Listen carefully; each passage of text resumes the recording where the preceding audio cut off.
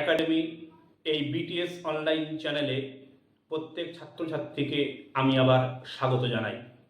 আমি আজ আবার আমার দ্বিতীয় ভিডিও নিয়ে তোমাদের সামনে হাজির হলাম। তোমরা প্রত্যেকেই জানো আমি কিউএন হামিম স্যার এই ইউটিউব চ্যানেলে নিয়মিত এইচএস 11 এবং কম্পারেটিভ এক্সামের ইতিহাস বিষয়ে প্রশিক্ষণ দিয়ে থাকি। আজ আমি দ্বাদশ শ্রেণীর একটি গুরুত্বপূর্ণ বিষয় নিয়ে আলোচনা করার জন্য এই অনলাইন ভিডিওয় হাজির হয়েছি।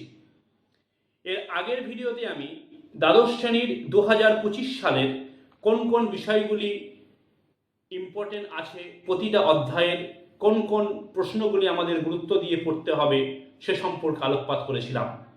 আজ আমি আলোকপাত করতে চলেছি দ্বাদশ শ্রেণীর প্রথম অধ্যায়ের বিষয়ে। প্রত্যেকে এই ভিডিওটি শেষ পর্যন্ত দেখো এবং ভিডিওর সঙ্গে থাকো। তোমাদের যে প্রথম অধ্যায়, সেই প্রথম অধ্যায়ের টপিকের নামকরণ করা হয়েছে অতীত স্মরণ। অর্থাৎ আমরা প্রাচীন যুগের যে বিভিন্ন ঘটনা ঘটে গেছে সেই সম্পর্কে বিভিন্ন তথ্য আমরা নেওয়ার চেষ্টা করেছি। এই অধ্যায়ের মধ্যে ব্যাখ্যা করা হয়েছে। এই অতীত স্মরণ অধ্যায়ে 3টি সাব হেডিং করা হয়েছে। একটি হলো অতীত কল্পনা, একটি হলো অতীতের উত্তরাধিকার এবং তৃতীয় বিষয়টি করা হয়েছে আধুনিক লিখন পদ্ধতি, ইতিহাসের গুরুত্ব ও আধুনিক লিখন পদ্ধতি। অর্থাৎ প্রথম অধ্যায়ের যে অতীত স্মরণের মূল বিষয় অতীতের কল্পনা, অতীতের উত্তরাধিকার এবং ইতিহাসের গুরুত্ব এবং আধুনিক লিখন পদ্ধতি, এই 3 ভাগে আলোচনা করা হবে। আজ আমি তোমাদের অতীত কল্পনা বিষয়ে যে বিষয়ে আলোচনা করা হয়েছে এই অতীত কল্পনা সংক্রান্ত বিষয়টি নিয়ে আলোকপাত করার চেষ্টা করব। দেখো, অতীত কল্পনা বলতে প্রথমে যে বিষয়টি আমাদের সামনে উঠে আসে সেটি হলো জনশ্রুতি। জনশ্রুতি কি না, জনশ্রুতি হলো মানুষের মুখে মুখে বংশ পরম্পরায় বহু পুরাতন কাহিনী বর্ণিত হয়ে আসে। অর্থাৎ দেখা গেছে যে কোনো একটা কাহিনী দীর্ঘদিন ধরে সেটা সত্যিও হতে পারে, মিথ্যাও হতে পারে, বাস্তবও হতে পারে, মানুষের কল্পনাও হতে পারে। সেই কাহিনীগুলি কিন্তু দীর্ঘদিন ধরে মানুষের মুখে মুখে কিন্তু ছড়িয়ে পড়েছে, কিন্তু সেগুলির ঐতিহাসিক তথ্য বা সন্তানিকের ক্ষেত্রে যথার্থতার প্রমাণ পাওয়া যায় না। সেগুলিকে জনশ্রুতি বলা হয়। অর্থাৎ যদি আরো পরিষ্কারভাবে আমি বলতে চাই যে সমস্ত ঘটনা ঠিক কখন ঘটেছে, তার তারিখ কি, কোন সময়কালে কোন বিষয় কোন প্রেক্ষিতে ঘটেছে, তার কোনো ঐতিহাসিক প্রমাণ যথাযথভাবে পাওয়া যায় না। শুধুমাত্র মানুষের মুখে মুখে যেটা রটে আসে সেটাই জানা যায়। এটাকেই সাধারণভাবে জনশ্রুতি বলা হয়। এর দ্বারা অতীতের জনপদ, সমাজ, ধর্ম, প্রেম প্রভৃতি ঘটনা বর্তমান কালে এসে পৌঁছায়। অর্থাৎ অতীতের কোনো একটা ঘটনা ঘটেছে বা কল্পনা করা হয়েছে হয়তো এরকম হতে পারে, সেটা কিন্তু মানুষের মুখে মুখে অতীত থেকে বর্তমান কালে এসে কিন্তু পৌঁছায়। এতে অনেক সময় মানুষের স্মৃতি ক্রমশ ঝাপসা হয়ে যায়। সেই জায়গায় কল্প কাহিনীর মিশ্রণ ঘটে। মানে দেখা যায় যে মানুষের স্মৃতিটা অনেক সময় যেটা মানুষ ভাবছে বা যেটা শুনে এসছে সেটা কিন্তু আর মনে নেই। তখন তার সঙ্গে কিছু কাহিনী তারা জুড়ে দেয়, কিছু কল্পনা জুড়ে দেয়, দিয়ে একটা কাল্পনিক, মিথ্যা ও অতিরঞ্জিত বিবরণের অনুপ্রবেশ ঘটে। এটাকেই বলা হয় জনশ্রুতি। অর্থাৎ মূল বিষয় হয়তো আছে অথবা নেই, কিন্তু তার সঙ্গে সেটিকে বর্ণনা করতে গিয়ে দীর্ঘদিন ধরে বংশ পরম্পরায় বর্ণনা হতে হতে একটা সময় এসে দেখা যায় যে সেটা সঠিক ঘটনাটা অনেকের মনে পড়ছে না। তখন তার সঙ্গে সে তার যে বর্ণনা করছে সে তার কিছু কল্পনা জুড়ে দেয়। এইভাবে যে বিষয়টি বেরিয়ে আসে বা যে ঘটনাটি আমাদের সামনে বর্ণনা করা হয় সেটিকেই বলা হয় জনশ্রুতি। এই জনশ্রুতি সংগ্রহ করার জন্য বহু পদক্ষেপ গ্রহণ করা গেছে। আমাদের ভারতবর্ষের বাংলার ক্ষেত্রে যদি বলি যে উইলিয়াম কেরির লেখা একটি গ্রন্থের নাম ইতিহাসমালা। যদি ইতিহাসমালা গ্রন্থটি লক্ষ্য করা যায় যে ইতিহাসমালাই হলো বাংলা ভাষায় লেখা অতীতের 150 ঘটনার একটি সংকলন। তো এই যে জনশ্রুতির কথা বলা হচ্ছে, জনশ্রুতির দুটি ধারা আছে, মানুষের দেখা ঘটনার বিবরণ এবং মানুষের না দেখা ঘটনার বিবরণ। মানুষের দেখা ঘটনার বিবরণ প্রসঙ্গে বলা হয় কোন একটি ঘটনা বহু পুরাতন কালে ঘটেছে, সেটি মানুষের মুখে মুখে বর্ণনা করা হয়েছে এবং সেই বর্ণনার মাধ্যমে আমাদের কাছে এসে পৌঁছেছে। যেমন ধরো মুর্শিদাবাদের নবাব সিরাজউদ্দৌলার ঘটনা, যদি সেখানে আমরা বেড়াতে যাই আমরা লক্ষ্য করব যে সেখানে কিছু গাইড আছে, বা যে কোনো মুর্শিদাবাদ কেন যে কোনো যখন আমরা কোনো জায়গায় বেড়াতে যাই সেখানে যে গাইড যারা থাকেন তারা কিন্তু সেখানে তাদের মতো করে বর্ণনা করেন। সেই বর্ণনা অনেক সময় অতিরঞ্জিত হয়, অনেক সময় মূল ঘটনা থেকে দেখা যায় তারা বিচ্যুত হয়ে গেছে। সেই বর্ণনা কিন্তু ঘটনাটি ঘটেছে বাস্তবে, মানুষের দেখা ঘটনা, কিন্তু মুখে মুখে সেটা আসতে গিয়ে সেটি অনেক পরিবর্তিত হয়ে যায়। আবার কিছু কিছু ঘটনা আছে সম্পূর্ণ না দেখা ঘটনা, সেই বিবরণ দেওয়া হয়। যেমন ধরো এরকম ঘোষণা করা হয় একটি যে পৃথিবী সৃষ্টির সময় একটি কচ্ছপের পিঠের উপর পৃথিবীকে বসিয়ে সৃষ্টি করা হয়েছে, সেই কচ্ছপ যখন দোলে তখন পৃথিবীতে ভূমিকম্প হয়। বা যদি এরকম ঘোষণা করা হয় যে চাঁদে যে বুড়ো বুড়িয়া আছে একটা চরকা কাটছে, এই ধরনের একটা গল্প কিন্তু কল্পকথা তৈরি করা হয়, যেটি কিন্তু কোনো বাস্তবের সঙ্গে মিল নেই। তো এইভাবে কিছু ঘটনা মানুষের দেখার উপর নির্ভর করে, আবার কিছু ঘটনা লক্ষ্য করা যায় যে মানুষের জীবনে তারা দেখেইনি, তাদের না দেখার উপর ভরসা করে একটি কল্প কাহিনী রচিত হয়েছে। তো এই যে জনশ্রুতির কথা বলা হলো, এই জনশ্রুতি আমাদের কাছে পৌঁছেছে সেটিকে মূলত 5 ভাগে ভাগ করা হয়। এই জনশ্রুতিকে বিভক্ত করা হয় 5টি ভাগে: পৌরাণিক কাহিনী, কিংবদন্তি কাহিনী, লোককথা, স্মৃতিকথা এবং মৌখিক ঐতিহ্য। এই 5টি বিষয়কে যদি আমরা ধরে ধরে আলোচনা করি তাহলে আমাদের এই জনশ্রুতি সংক্রান্ত বিষয়ে একটি ধারণা এসে পৌঁছাবে। পৌরাণিক কাহিনী হিসাবে যদি আমি বলি যে প্রাগৈতিহাসিক যুগের বিভিন্ন কাহিনী ও ঘটনার বিবরণ যে ঐতিহাসিক উপাদানগুলিতে তুলে ধরা হয় তাকে পৌরাণিক কাহিনী বলে।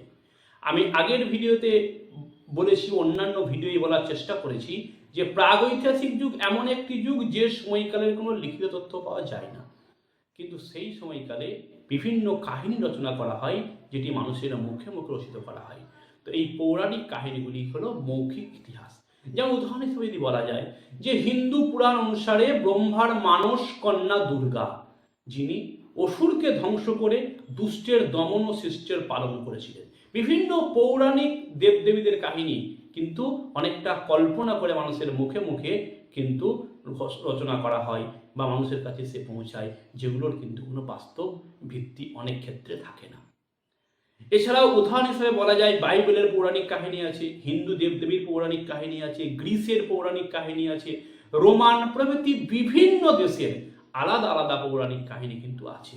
এক্ষেত্রে পশুকথা, রূপকথা, পুরাণ, ধর্মতত্ত্ব কিন্তু স্থান পেয়েছে। যে আর দ্বিতীয় হচ্ছে কিংবদন্তি, যে কাহিনীতে অতীতের বিভিন্ন চরিত্রকে মহান রূপে বর্ণনা করে লোক সমাজে জীবন্ত করে তুলে ধরে বিশ্বাস অর্জন করানো হয়, সেগুলিকে কিংবদন্তি বলা হয়। বিভিন্ন ইতিহাস নির্ভর, প্রেম বিরহ নির্ভর আধ্যাত্মিক ঘটনা, পরিভূত ভূত, পরী, প্রেত এর কাহিনী, সন্ন্যাসী, ফকির, দরবেশের কাহিনীকে তুলে ধরা হয়। প্রাথমিক অবস্থায় এর ঐতিহাসিক সত্যতা থাকলেও পরবর্তীতে কিন্তু অনেক কল্পনার সঙ্গে যুক্ত হয়ে গিয়ে এগুলোকে অতিরঞ্জিত করা হয়। এই যে কিংবদন্তির কাহিনী, রামচন্দ্র, শ্রীকৃষ্ণ, রামচন্দ্রের যে বনবাসে যাওয়ার কাহিনী এবং সেখান থেকে ফিরে আসার যে কাহিনী, শ্রীকৃষ্ণের যে তার জন্ম, তার মামাকে হত্যা করা, তার বিভিন্ন গোপিনীদের সঙ্গে প্রেম, এই সমস্ত যে বিষয়গুলো, এগুলোর বাস্তব তথ্য কিছুটা থাকলেও এর সঙ্গে কিন্তু মূলত জুড়ে গেছে বেশিরভাগ ক্ষেত্রে লক্ষ্য করা গেছে কিন্তু মানুষের কল্পনা। এছাড়াও গ্রিসের হারকিউলিস, প্রমিথিউস এবং যে কৃষ্ণচন্দ্র রাজার গোপাল ভাঁড়ের কাহিনী দেখা যাবে, সে হয়তো হাস্যকৌতুক রচনা করতো কৃষ্ণচন্দ্র রাজা কৃষ্ণদেব রায়ের রাজসভায়, কিন্তু গোপাল ভাঁড়ের কাহিনী হয়তো অনেক আরো অতিরঞ্জিত করে কিন্তু আমাদের কাছে পরিবেশিত হয়েছে। বিক্রমাদিত্যের কাহিনী, তিনি বিরাট রাজা ছিলেন, তার নবরত্ন ছিল, এই ছাড়াও বিভিন্ন রাজা বাদশার কাহিনী কিন্তু কিংবদন্তি হয়ে কিন্তু আমাদের কাছে উঠে এসছে। এই জনশ্রুতির তৃতীয় বিভাগ হলো লোককথা। মানুষের জীবন ও কল্পনার সংমিশ্রণের ফলে যেসব গল্পগাথা গড়ে উঠেছে সেগুলিকেই বলা হয় লোককথা। এই গল্পগাথা যুগের পর যুগ বংশ পরম্পরায় কিন্তু প্রচলিত হতে থাকে। এই কাহিনীগুলি সমাজের ঐতিহ্যবাহী সাহিত্য, প্রাকৃতিক ও আধ্যাত্মিক জগৎকে ব্যাখ্যা করে। এই কাহিনীগুলি শিশুদের মনোরঞ্জনে ব্যবহৃত হয়। এগুলি অলিখিত কাহিনী, অজ্ঞাত পরিচয় লেখকদের নামের বর্ণনা দেওয়া হয়। ধর্মীয় বিষয় এখানে খুব একটা গুরুত্ব নেই। তাহলে লোককথা বলতে কি বোঝাচ্ছে? যে মানুষের জীবনের সঙ্গে তার কল্পনা মিশে গিয়ে একটা সুন্দর গল্পগাথা গড়ে উঠছে, সেগুলিকেই বলা হচ্ছে লোককথা, যেগুলি বংশ পরম্পরায় কিন্তু প্রচলিত হতে থাকছে। এই কাহিনীগুলি বেশিরভাগ ক্ষেত্রে শিশুদেরকে আনন্দ দেওয়ার জন্য, তাদের মনোরঞ্জনের জন্য কিন্তু এগুলি বর্ণনা করা হয়। আবার এই কাহিনীগুলি অলিখিত কাহিনী এবং অজ্ঞাতনামা, এরকম বলা হয় অজ্ঞাতনামা লেখকের কাহিনী, এইভাবে বর্ণনা করা হয়। বিভিন্ন যে আমরা কল্পকথার যে লোককথার বই পাই, সেখানে লেখকের নাম অনেক সময় পাওয়া যায় না। এবং এখানে এই লোককথার মধ্যে এমন কিছু কল্পনা ঘোষণা করা হয় যে বিভিন্ন জন্তু জানোয়ারের মধ্যে মানুষের মতো ব্যক্তিত্ব লক্ষ্য করা যায়। কোথাও ঘোষণা করা হয় একটি সিংহের কাহিনী, সিংহের অনেক গুণ দেখানো হয়। কোনো জায়গায় কোনো ময়ূরের কাহিনী, মানে এমনভাবে এটাকে বর্ণনা করা হয়। কোনো একটা বড় সাপের কাহিনী, মানে এমনভাবে বর্ণনা করা হয় সে যেন বিভিন্ন দারুণ কিছু বোঝে, বিরাট কিছু চিন্তাভাবনা তার মধ্যে আছে, ব্যক্তিত্ব তার মধ্যে কিন্তু বিকাশ লাভ করেছে। এইভাবে বিভিন্ন জীবজন্তু বিষয়ে কিন্তু তুলে ধরা হয়। এই গল্প, এই যে লোককথা কাহিনীর মধ্যে আমাদের মধ্যে প্রচলিত আছে 7 ভাই চম্পার কাহিনী।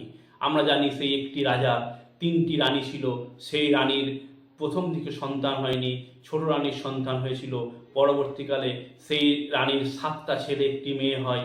সে অনেক ঘটনা বিভিন্নভাবে যেমন গল্পেতেও স্থান পেয়েছে, তেমনি অনেক চলচ্চিত্রেও কিন্তু সেই কাহিনীকে বর্ণনা করা হয়েছে।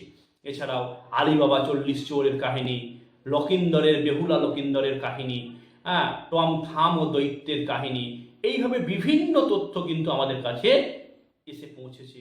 যে গল্পগুলো দাদু ঠাকুমারা কিন্তু ছোট ছোট বাচ্চাদেরকে বলে কিন্তু বিভিন্নভাবে তাদেরকে কিন্তু এন্টারটেনমেন্ট করতো, তাদের মনের মধ্যে বিভিন্ন আনন্দ করতো, আনন্দ দিত, বিভিন্ন গল্প তাদের মধ্যে কিন্তু তুলে ধরতো। এগুলির দ্বারা সমাজ সংস্কৃতির পরিচয় পাওয়া যায়, বিভিন্ন মনোরঞ্জন হয় এবং বিভিন্ন বিষয়ে শিক্ষা পাওয়া যায়। কিছুটা ঐতিহাসিক আভাস কিন্তু এর মধ্যে পাওয়া যায়। এই চতুর্থ বিভাগ যেটা বলা হয় যে হচ্ছে জনশ্রুতির, সেটি হচ্ছে স্মৃতিকথা। এটা কি জিনিস না, কোনো ব্যক্তি অতীতে কোনো ঘটে যাওয়া ঘটনার সঙ্গে প্রত্যক্ষ বা পরোক্ষভাবে জড়িত থাকলে পরবর্তীকালে সেই ঘটনার বিবরণ লিপিবদ্ধ করলে তাকে স্মৃতিকথা বলা হয়। এর দ্বারা যেমন ঘটনার সত্যতা উল্লেখিত হয়, তেমন বিশেষ ঘটনা মানুষের সামনে তুলে ধরা হয়। এবং এগুলি বেশিরভাগ যারা বিখ্যাত ব্যক্তি, তাদের জীবন কাহিনী রচনা করা হয়। এগুলি উত্তম ভাষায় লেখা হয় ও লেখকের নিজস্ব অনুভূতি এখানে প্রকাশিত হয়। বিভিন্ন ব্যক্তিরা তাদের স্মৃতিকথা এখানে রচনা করেছেন এবং এদের মধ্যে প্রত্যক্ষদর্শী বিবরণ লিপিবদ্ধ হয়েছে। উদাহরণ হিসেবে রবীন্দ্রনাথের জীবন স্মৃতি, মণিকুন্তলা সেনের জীবন স্মৃতি, আশালতা সরকারের স্মৃতিকথা, নারায়ণ সান্যালের স্মৃতিকথা, সুফিয়া কামালের স্মৃতিকথা, মান্নাদের স্মৃতিকথা, বিপিনচন্দ্র পালের 70 বর্ষ স্মৃতিকথা, এই ধরনের বিভিন্ন স্মৃতি কাহিনী যে কখন কি ঘটেছে সেগুলো কিন্তু এখানে এসে বোঝা যায়। অতীতে কোনো ঘটনা তার সঙ্গে ঘটে গেছিল, সুন্দরভাবে কিন্তু তারা এখানে বর্ণনা করেছেন।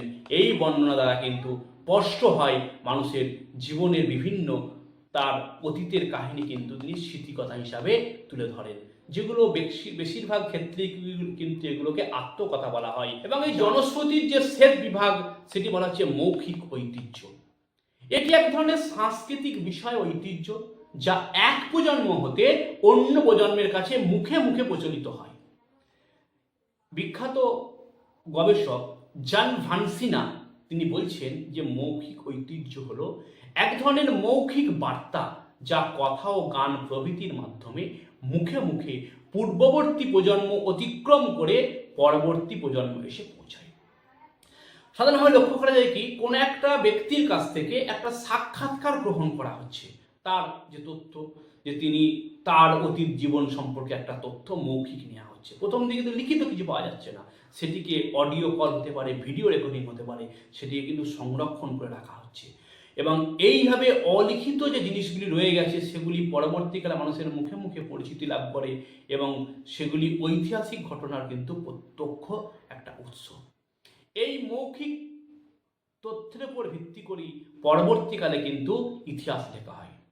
উদাহরণ হিসেবে যদি আমরা বলি যে প্রাচীন গ্রিসের যে ইতিহাস, পেলোপনেশীয় যুদ্ধের ইতিহাস, যেটা হেরোডোটাস তার জন্মের আগের ইতিহাস তিনি কিন্তু বর্ণনা করছেন, সেখানে মানুষের মুখে মুখে শুনে সেই সময়কালে যারা জীবিত আছেন বহু বয়স্ক মানুষ তাদের কাছ থেকে শুনছেন, শুনে তিনি কিন্তু লিখছেন। হেরোডোটাসের বর্ণনা বা থুকিডিডিসের বর্ণনা থেকেও কিন্তু এই তথ্য পাওয়া যায়। এছাড়াও ধরুন ভারতবর্ষে যখন দেশভাগের পর বিভিন্ন উদ্বাস্তু পূর্ববঙ্গ থেকে পশ্চিমবঙ্গে চলে এসছে, তাদের যে প্রাথমিক জীবনের সেই ওই দেশে থাকার সময় তারা কি কারণে এলো, তাদের যে স্মৃতিকথা, সেগুলো তাদের মুখ থেকে কিন্তু শোনা হয়, সেগুলো অনেক সময় রেকর্ডিং করে রাখা হয় এবং পরবর্তীকালে সেগুলো আবার লিখিত আকারে প্রকাশ করা হয়। এইভাবে বিভিন্নভাবে মৌখিক ঐতিহ্য কিন্তু ইতিহাস রচনার ক্ষেত্রে একটি গুরুত্বপূর্ণ ভূমিকা লাভ করে। এর দ্বারা অনেক ক্ষেত্রে নিম্নবর্গের মানুষের জীবনের তথ্য তুলে আনা সম্ভব হয়। তাহলে আমরা আজকে যেটা আলোচনা করলাম আমি, সেটি হচ্ছে তোমাদের দ্বাদশ শ্রেণীর প্রথম অধ্যায়ে যে অতীত স্মরণ, তার যে গুরুত্বপূর্ণ বিষয় হচ্ছে যে অতীত সম্পর্কে জানা। সেখানে যে জনশ্রুতির কথা বলা হচ্ছে, যে অতীত কল্পনা আমরা করছি, সেই জনশ্রুতির যে 5টি বিভাগ, পৌরাণিক কাহিনী, কিংবদন্তি, লোককথা, স্মৃতিকথা, মৌখিক ঐতিহ্য নিয়ে আলোচনা করলাম। আশা করি তোমাদের কাছে তুলে ধরতে পারলাম যে জনশ্রুতি বলতে কি বোঝো বা জনশ্রুতি বিভিন্ন বিভাগগুলি কি কি সে সম্পর্কে আলোকপাত করতে পারলাম। আশা করি তোমরা প্রত্যেকে এই ভিডিও থেকে যথেষ্ট উপকার পেয়েছো।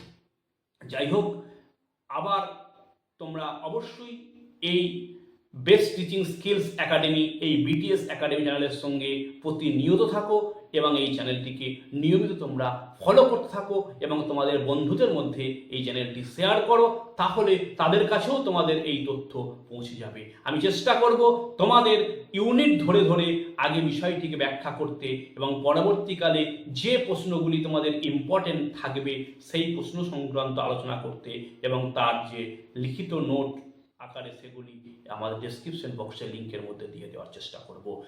আজ এ পর্যন্তই, দেখা হচ্ছে পরের ভিডিওতে।